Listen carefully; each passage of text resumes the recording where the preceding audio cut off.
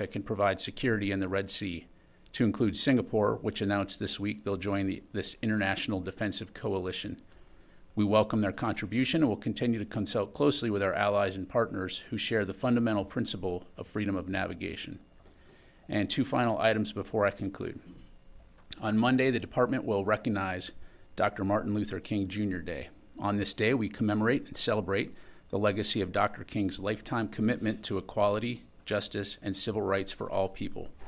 In keeping with his memory, we encourage everyone, military and civilian alike, to perform acts of service and reflect on our nation's principles that all people are created equal, regardless of color, gender, or creed.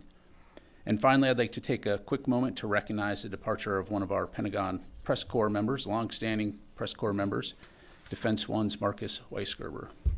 This is Marcus's last week at Defense One after 10 years and after more than 18 years of covering the U.S. military. During his journalistic career, he's covered too many issues and stories to relay here, but needless to say, he's been in the thick of it from the very beginning, to include reporting from Afghanistan, the Middle East, Europe, and Asia, and interviewing the senior-most leaders of the Department of Defense. Simply put, Marcus is an outstanding journalist who has never shied away from the tough questions to ensure that the American public and others had the facts when it comes to national security. He's departing Defense One for a career outside of journalism, and so we here at OSD Public Affairs certainly wish him the best and continued success. And with that, I'm happy to take your questions. We'll go to Associated Press, Tara Cobb. Thank you, General Ryder. You gave us an update on Austin's condition. He's in good condition, but can you tell us the prostate cancer that was discovered, what stage it is, how serious is this? And then secondly, when Deputy Secretary Hicks took over some responsibilities while he was hospitalized, can you give us a sense of what those responsibilities were? Did she have nuclear command and control? Was it something more mundane? And now, what kind of role is she assuming? Because obviously she was doing the honor guard. What else is she taking on right now? Yeah, sure. In terms of the Secretary's health and the condition, I'm not going to have any more to provide beyond the statement that we issued earlier from his doctors. Certainly, we'll continue to keep you updated going forward. I did speak to his doctors today, and again, they assured me he's in good condition, good spirits, and recovering well.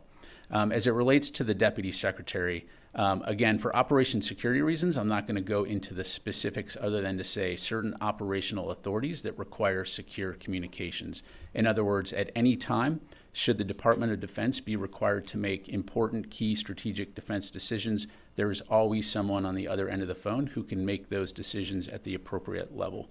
And so this is an important point, that during this situation, at no time was there a gap in command and control for the Department of Defense. At all times, national security was in good hands, and either the Secretary or the Deputy Defense Secretary were at the helm. Thanks. And then now, what sort of duties is she assuming? She's doing the duties of the Deputy Secretary of Defense. And again, the Secretary and the Deputy often share duties, both ceremonial, operational. As you know, the Deputy Secretary traveled out to Colorado to preside over the U.S. Spacecom change of command, and so we'll continue to keep forward as she conducts duties on behalf of the Secretary, but that in and of itself is not unusual for her to represent the Department in a senior capacity in a variety of different events and engagements. Phil. The statement from Walter Reed said that the Secretary was, that his infection totally cleared and that he was improving, but he's still in the hospital. Can you explain why he's still in the hospital if his infection is cleared and he's been improving? What is the medical reason for him to remain there? And secondly, was it his decision or the President's decision for him to resume full duties from the hospital as opposed to having Deputy Secretary Hicks do that? Yeah, so in terms of the specifics on what his medical professionals are providing now, again, I don't have anything more to provide beyond what was in the statement other than to say he will continue to consult with his doctors on what kind of care he needs in order to be released from the hospital at the appropriate time. I think the statement highlighted the fact that he continues to experience some discomfort, and so out of an abundance of caution, of course, we want to ensure that when the doctors feel it's appropriate for him to check out, we'll do that. So we'll keep you updated and certainly understand the interest. In terms of the resumption of full duties, again, That decision was made on Friday, as I understand it, in consultation with his doctors, and the fact that he was prepared to resume full duties from the Deputy Secretary, who, of course, had been delegated those duties on Tuesday. So it was his decision or the president's decision? That's as much information as I have right now, Phil. And again, back to my earlier comment, as we go through this review process, of course, we will be able to obtain much more information and ensure we have a complete understanding of the facts. And so we just need to let that work through itself right now. And just really quickly on Yemen, you talked about their complex attack on Tuesday. Apparently, there was an anti-ship missile fired today. Do you have any details on that, and whether what you know about that incident? I do.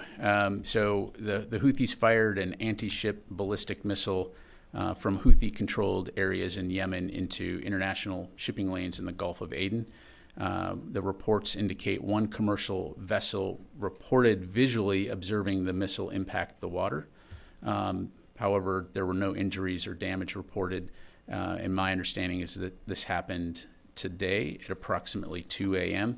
I believe Sana time, but CENTCOM is putting out a release on this and a statement on that, so I'd refer you to that. Thanks. Will? So the Pentagon Inspector General put out a report on shortfalls and tracking of some of the aid to Ukraine. Just wanted to check, how significant of an issue does the Pentagon view these shortfalls as, and is there any indication of illicit diversions of the aid that has been provided so far? Yeah, so we very much appreciate the DODIG doing this report. We've appreciated working with them to ensure that we do have full accountability of the process. To answer your question, at this time, there remains no credible evidence of illicit diversion of U.S.-provided advanced conventional weapons from Ukraine. We do see some instances of Russia continuing to spread disinformation to the contrary, but the fact is, as we observe the Ukrainians employing these capabilities on the battlefield, we're seeing them use them effectively for all the obvious reasons, in that Russia continues to present a significant threat to Ukraine's sovereignty. So, yeah, I'll just leave it there. Tony? What are some of the broad actions you're going to take to, in light of this report? And my understanding is this is basically not inputting of serial numbers versus losing physical inventory. Is that your understanding? Yeah. So as I understand, and again, I'd refer you to the report, which provides a very comprehensive overview in terms of the steps taken, not only within Ukraine through the Defense Attaché Office, but across the interagency, to include within the Department of Defense. Things that have been implemented, Tony, include the use of handheld equipment scanners, leveraging partner nation reporting, collecting the inventories of items that are in transit to Ukraine. And it's important to point out as well that the Ukrainians have offered unprecedented access to information as it relates to the equipment that we're providing. So they are fully understanding and supportive of our need to ensure that we can account for the items that are accountable. And so we'll continue to work closely with them. Operation Prosperity Guardian, do you know how many ships, Allied ships, are now in the Red Sea? Tony, let me take that question, because I don't want to just make something up from the podium. I will say that that we do know that some nations have signed up to send ships that are en route. As of last week, when Vice Admiral Cooper briefed, at the time there were 5 vessels that were U.S. and U.K., in addition to countries like France, which have ships that are in the Red Sea that are coordinating and cooperating with Operation Prosperity Guardian. But I think you've seen that the French have said that those ships are operating under their own C2 structure. I won't speak for the French. The point being is that there are a significant number of ships with the ability to counter some of these attacks, and there are more coming. We continue to see this coalition, this defensive coalition, grow. Let me get to the other side of the room here. Megan, and then we'll go to Laura. Can we get an update on the number of Houthi attacks in the Red Sea, as well as militia attacks in Iraq and Syria and the associated injuries? Yes. As I understand it, Megan, let me just make sure I get you. So today's missile attack, this was the 27th Houthi attack on international shipping since November 19th. And Iraq and Syria? Iraq and Syria, total number of attacks as of today, 130. 53 attacks in Iraq, 77 in Syria. Do you have injuries?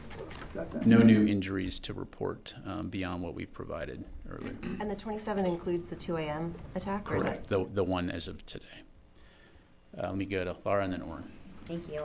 Just to go back to the Secretary and the delegation of authority, if you could clarify, because I understand there's a difference between delegation of certain authorities and a transfer of authority, and I'm just wondering if you can help us understand if it was a full transfer. This was a transfer of certain operational authorities, and it's a good point, right? Like, let's just stop for a second and put this into context.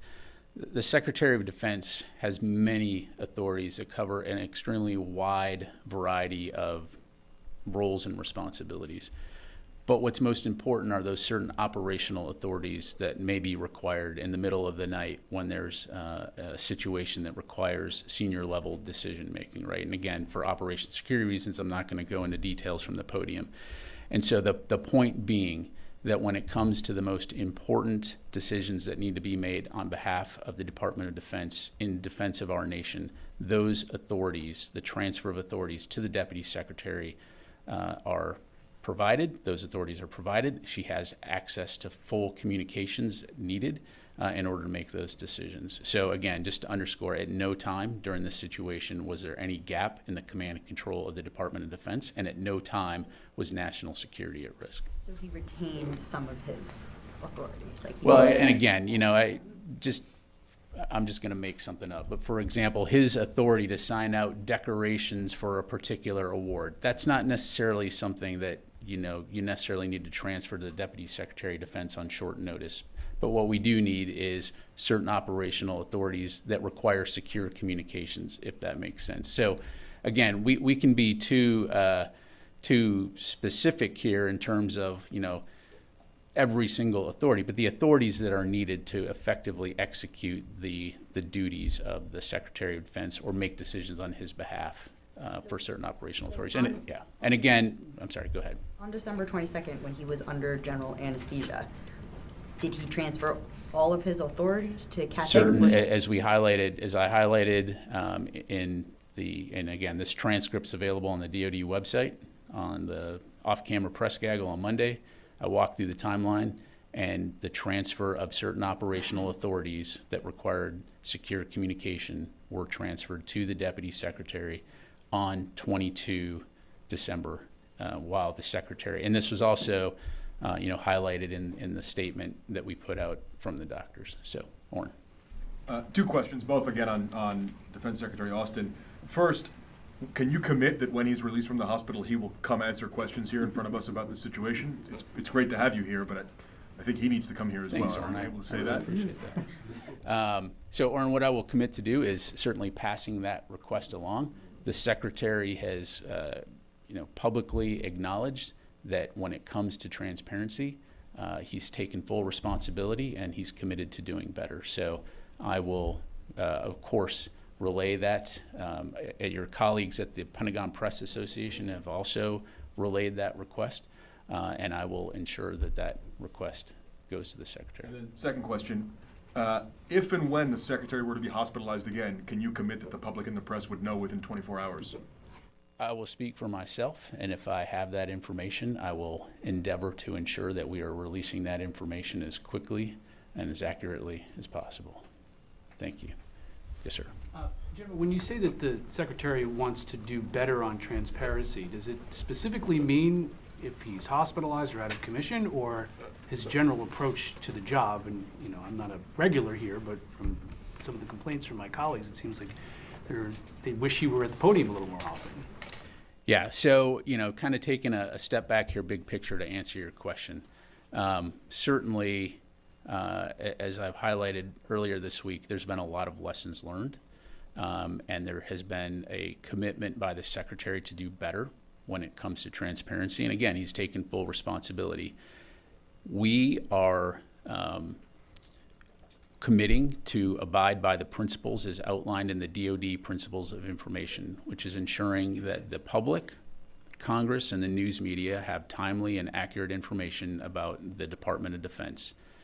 We owe that to the American public, and that's the commitment that we're making. Be good. Senator Roger Wicker, he's ranking on Senator on Services. He says he's concerned that the President and Secretary aren't talking every day, let alone every several days, and asked to what extent is the Secretary of Defense a part of the principal conversation going on about strategy and tactics. Is it normal for the Secretary and President not to talk for 4 days?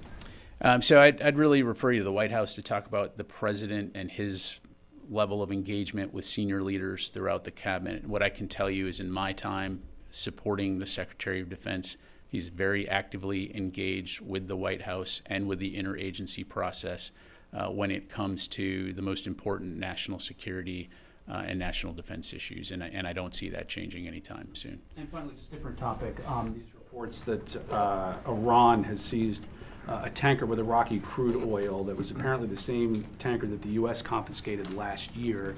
Do you have any details to share on that and whether or not the U.S. is going to get involved in trying to persuade Iran to give it back or get it back? Sure. I know our colleagues at NavCent will likely be putting out some more details on this shortly, but what I can tell you is that today the Islamic Republic of Iran Navy unlawfully seized the Marshall Islands flagged oil tanker St. Nicholas while the vessel was transiting the international waterways of the Gulf of Oman. As we understand it, this oil tanker was en route to Turkey when the Islamic Republic of Iran Navy forces boarded and seized control of the vessel. They subsequently forced the tanker to change course toward Iranian territorial waters, and the status of the crew is unknown at this time. Clearly, this activity is contrary to international law. It's another example of Iranian malign activity threatening security and stability in the region, and we call on Iran to release the tanker and the crew immediately. Thank you. Janie. Thank you, General. Two questions on Hamas, North Korea, and Russia. The White House NSC said that it is aware of evidence that Hamas uses North Korean weapons. Is the Pentagon aware of Hamas's use of North Korean weapons, even if it is not formally military cooperation between Hamas and North Korea? Yeah, thanks, Jane. I don't have any information on that. Thank you. I don't have any information. Okay. But why Israeli government showed to media recently those old weapons from North Korea? I'm sorry, I didn't understand. Israeli government showed to media they get from Hamas made by the North Korea. Okay, then yeah, I'd refer you to the Israeli government. Clearly they have more information to provide. Go ahead. Yes, sir. Quick, one more point, please. Despite the UN Security Council's condemnation of the violation of the arms trade between North Korea and Russia, Kim Jong-un announced that he will export another new missiles to Russia. How concerned are you about this? Well, we've been talking for a long time about the fact that it's very concerning that the relationship between Russia and North Korea in terms of providing or the provision of munitions and weapons that are being employed on the battlefield in Ukraine, again, just demonstrates the desperation that Russia is experiencing right now when it comes to replenishing their own stockpiles, but also more importantly, the fact that North Korea is participating in the illegal occupation and killing of Ukrainian civilians in this war. Let me get to some other folks here. Let me go to Joseph, and then we'll go to Ellie. Thanks. Back to Yemen for a second. Yesterday, Secretary Austin, it seems like, had his second operational update from CENTCOM and Joint Chiefs. There was a joint statement put out, was it last week, on a warning to the Houthis to stop their attacks without previewing any military action or things that you guys might do. Should we expect any change in the U.S. approach to this threat, as opposed to more warnings or statements? Yeah, thanks, Joseph. So you're right. I'm not going to telegraph, forecast, or speculate on any potential future operations. And I think that the statement from multiple nations when it comes to the fact that there will be consequences should the Houthi attacks not stop speaks for itself. And I'll just leave it at that. Ellie? Sorry, just Yeah. one more. Can you give us any updates, or have you gotten any, has the Pentagon received any type of notification from the Iraqis in terms of U.S. troop presence there following, I'm sure you've seen those statements? Yeah, so no changes from what I briefed you on Tuesday. As I mentioned, we do continue to remain in close consultation with the government of Iraq when it comes to U.S. force presence. But I will emphasize what I emphasized on Tuesday. We are there at the invitation of the government of Iraq, and those forces continue to stay focused on the Defeat ISIS mission. So certainly as we have updates to provide, we'll make sure we pass those along. Ellie? How long was the secretary in the ICU last week? Again, I don't have any additional details to provide right now beyond what we've put out, Ellie. As we conduct our review and as we have more information to put out, we'll certainly pass out. And then with the transfer of authority on December 22nd, when that authority is transferred, is the White House notified but not given a reason? So again, we will look at all of this through our review, but as I understand it, process-wise, it was not uncommon for transfer authorities to occur without an explanation, right? And that was done typically via email.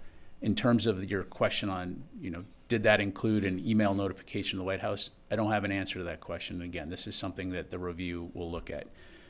As of 8 January, when the Secretary's Chief of Staff issued the memo, which again is available on our website, you'll see we took several specific immediate actions to address some things that could immediately look at ensuring more situational awareness, to include a rationale in terms of why a transfer of authority has occurred. So going forward, anytime there is a transfer of authority from the Secretary to the Deputy, that will include a rationale to include whether or not it's hospitalization. So on December 22nd, the White House knew about the transfer of authority but did not know the reason. I don't have an answer to that question, and again, we'll look at all of that as part of our review. Tom, and then go back. Good afternoon. Follow up briefly on Tony's question about the ships in part of the operation. India had announced publicly that they would provide warships to escort Indian vessels. I'm taking that to see they're like France, in other words, they're not part of the operation itself. Is that how the Pentagon sees that? So what I would tell you, Tom, I'm just looking at the list of nations here. So we have more than 20 countries that have agreed to be a part of Prosperity Guardian. And I'm not going to do math in public here, but about 14 of those countries have publicly acknowledged that they are part of this. And again, we'll defer to individual nations to their level of comfort, how much they want to say about their participation. I would, of course, refer you to India to talk about their participation, but it's also not unusual to see countries make their own sovereign decisions on how best to protect their interests in the region. What we will continue to do is consult closely with our allies and partners throughout the world on this important international problem. Well, no, completely different topic. And Southcom used one of your favorite words. They referred me to you on this question. Can I refer you back to them? Can we you refer back to them. Podium tennis? Beyond those Marines at the U.S. Embassy in Ecuador, what is the general U.S. military footprint in Ecuador, please? I will have to take that question, Tom. I don't know. Fadi? Thank you, General.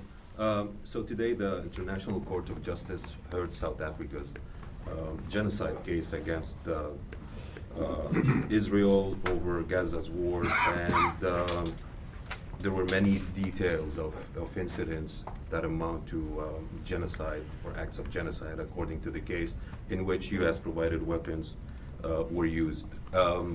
Is the Pentagon concerned about any implications or potential implications from this case? Yeah, thanks, Fadi. So I don't have any comment to provide in terms of South Africa and its particular actions as it relates to the International Criminal Court. We've been very clear from the beginning of this conflict that we do care about innocent civilian lives, both Israeli and Palestinian, and that we will continue to consult with our Israeli partners and urge them to take all necessary measures to protect civilians, also taking into account humanitarian assistance. And again, I know I've said this many times, but any loss of civilian life is tragic, and of course, it's not something that we want. We also recognize the difficult situation that Israel finds itself in terms of defending its country and ensuring that the kinds of attacks that happened on October 7th don't happen again. So we are going to continue to work very closely with State Department and the interagency and our partners in Israel to ensure that, number one, they have the ability to defend themselves, but number two, that we continue to do everything that we can to urge them and expect them to safeguard civilians and also ensure that humanitarian assistance can get into Gaza. And then more long-term, of course, the policy of the U.S. government is to work toward a two-state solution where Israel and the Palestinians can live, coexist in that region in peace. But again, I'll just leave it there. We've heard these comments before, but there's a big question about the effectiveness of whatever you're doing with your Israeli allies. Today, the spokesperson for the United Nations Secretary General said Israel impeded the delivery of 18 shipments out of 21 to North Gaza since the beginning of the year, and it's basically crippling organizations, humanitarian organizations, to do their work in that area. The death toll continues to grow. Hospitals are being targeted. UN workers, journalists, more than 110 have been killed. Schools, civilian infrastructure. So what is it really that you're referring to in terms of Israel's right to defend itself? Are you in support of such actions? Again, Fadi, no one's questioning the fact that it's a tragic situation across the board for multiple reasons. Again, Israel's a sovereign country that's going to make sovereign decisions about how best to defend themselves. What we've committed to is Israel's inherent right to self-defense, but we've also made it very clear that we expect them to conduct any operations in accordance with the law of armed conflict and also take into account the importance of ensuring that humanitarian aid and assistance can get into Gaza. I recognize that this is an incredibly complex situation and there are no simple solutions, but we will continue to stay in close contact with Israel. We've had a very long partnership for a very long time, and so again, we will continue to have those conversations. Let me, one last one and then. Yes, thank you. So I just want to follow up on Iraq. Has any DoD official addressed or talked about or discussed the issue of U.S. presence in Iraq with any Iraqi official in, I don't know, in the last couple of days or since you briefed us on Tuesday in any framework? Fadi, what I would tell you, I don't have any specifics to provide right now other than to say, again, we remain in close consultation. As you know, CJTF-OIR is in regular contact with their counterparts in the Iraqi government, as well as the fact that we have a U.S. embassy that has a defense attaché office working through the embassy. So I don't have any specifics to provide other than, again, we view Iraq as a valued and important partner, and we're going to continue to communicate with them closely on a variety of topics to include the presence, safety, and security of our forces there. Okay, yes, sir. Thank you, General. And then I got to go to the phone or else I'm going to get in trouble. Okay. Sorry. Launching drones by militia groups in Kurdistan, northern part of Iraq, where it hosts U.S. and National Alliance forces base, has become a routine. These threats are not only threatening, the U.S. forces, but threatening the people. This has, created an unstable situation in the region and created fears with the people. What do you have on this? In terms of the Iranian proxy attacks, as you're talking about, well, clearly, I mean, these are dangerous attacks, as we've talked about, and certainly the repercussions on the innocent people of Iraq when these proxy groups conduct these types of things. Again, it just demonstrates the irresponsible behavior. When it comes to U.S. forces in the region, again, we're there for one reason and one reason only, which is the enduring defeat of ISIS. And so we will continue to call on these Iranian proxies to cease these attacks, but we won't hesitate, as we've demonstrated in the past, to take appropriate action to protect our forces should we need to do that. Let me go to the phone here. Howard Altman.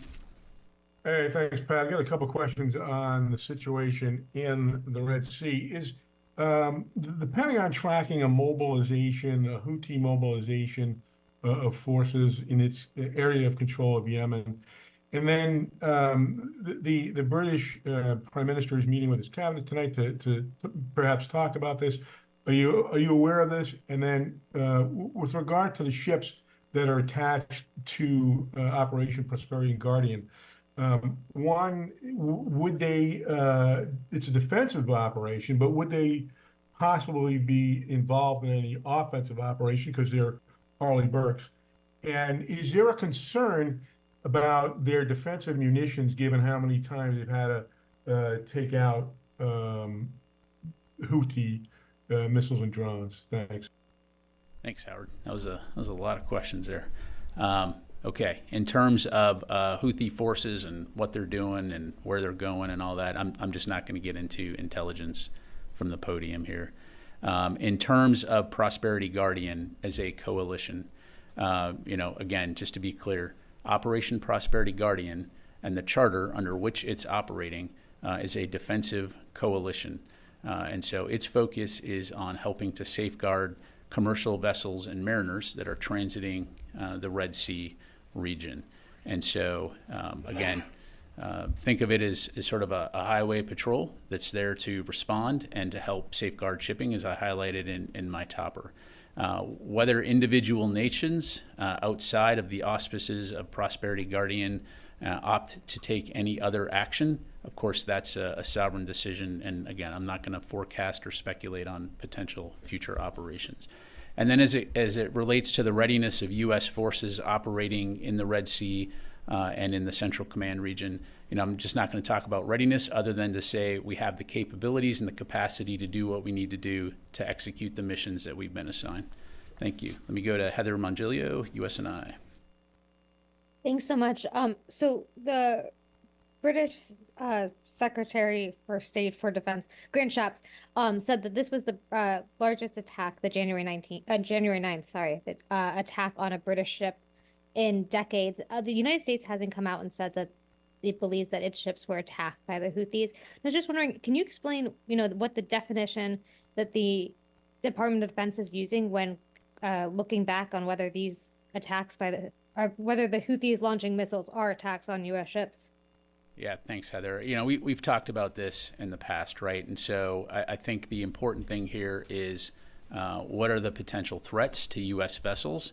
And importantly, for those nations that are supporting Prosperity Guardian and assigned to help safeguard commercial vessels transiting the Red Sea, it's taking appropriate action to safeguard those vessels and the lives of the mariners. And so as a attack drone or as a missile comes within the threat range of a U.S. military vessel or in a crowded international shipping lane, those vessels have the right, those crews have the right to defend themselves and shoot first, ask questions later in terms of protecting lives. And so again, that's the important equation here. And of course, we're always going to do whatever we need to do to defend our personnel. Got time for just two more. Yes, sir. Thank you. I have one on Ukraine, one on the Red Sea. So you said that you had over $4 billion NPDA authority for Ukraine left. So is it possible to use this authority now and replenish the stocks later when the Congress approves the supplemental, given what's at stake here? Well, certainly what's at stake in Ukraine is incredibly important. And again, this is why we will continue to work closely with Congress to try to receive supplemental funding. At issue here, again, is the question of impacting our own readiness as a nation and the responsibilities that we have, many of which I've talked about here. And so, yes, while we do have that $4.2 billion in authority, we don't have the funds available to us to replenish those stocks should we expend that. And with no timeline in sight, we have to make those hard decisions. And so the most important thing right now is securing additional funding from Congress, and we'll continue to work closely with them on this important international security issue. And on the Red Sea, so today John Kirby said that the U.S. is going to do what we have to do to counter and defeat threats from the Houthis. in the Red Sea. So to what extent is the problem just the Houthis, and to what extent is the problem Iran's enabling of the Houthis? And does the Pentagon assess that possible action against the Houthis will help to deter Iran too? Yeah, so again, without speculating about potential future operations, we know that Iran, these are Iranian-backed groups. The Houthis are funded, trained, equipped by Iran to a large degree. And so we know that Iran has a role to play in terms of helping to cease this reckless, dangerous, and illegal activity. And so again, we would call on Iran to do that. Should they choose not to do that, again, as was highlighted in the international coalition statement, there will be consequences. And I'll just leave it at that. Okay, good. All right, two more just because, yeah. Yes, sir. Thank you, sir. Before my two quick questions, if I make a personal statement, I pray for the short, though. I pray for the secretary and for his fast recovery and best and wish him well. Thank you. That's very kind. And my question is, India is following U.S. in many fronts in the space, including going around the sun and also in studying the hole, black hole. Is there a space agreement between the U.S. and India now? And year 24 will be the space relations between the two nations, India and U.S. That's probably a question best addressed by State Department in terms of bilateral relationships when it comes to civil space and research. As you know, there's different types of space. There's national defense space, then there's commercial space, and then there's research and science. And so things like international research in space would probably be something either to talk to NASA or the State Department about. All that to say, again, the contributions that India continues to make in space and the advances that they continue to make are very impressive. And of course, as a nation, we continue to look forward to working closely with India on that. Second question, sir. Thank you. Bangladesh, the Prime Minister Sheikh Hasina, she just won the 5th term as Prime Minister of Bangladesh. Is there relations between U.S. and Bangladesh, military-to-military relations between the two countries? I will have to come back to you on that. I don't want to make something up here from the podium. Thank you. Last question. Yes, sir. Thank you, General. Recently, we see there is increasing in the strikes between Hezbollah and Israel in the South Lebanon. So, how concerned are you about these strikes could lead to a wider war, especially in that area? And do you have any measures or steps, maybe by contacting your Israeli counterparts, to prevent, this conflict from getting expansion, especially in that area? Yeah, so from the very beginning, when we deployed additional capabilities into the region to contribute to regional deterrence efforts, we've been concerned about the potential for this conflict to expand. As we've highlighted before, right now we don't see the conflict between Israel and Hamas having expanded beyond Gaza, but we also understand that the tensions in the region. So this is a topic of discussion with our Israeli counterparts. But again, what we don't want to see is a situation where that this spirals into a broader regional conflict. And certainly, yeah, I'll just leave it at that. Okay, thanks very much, everybody. Appreciate your time.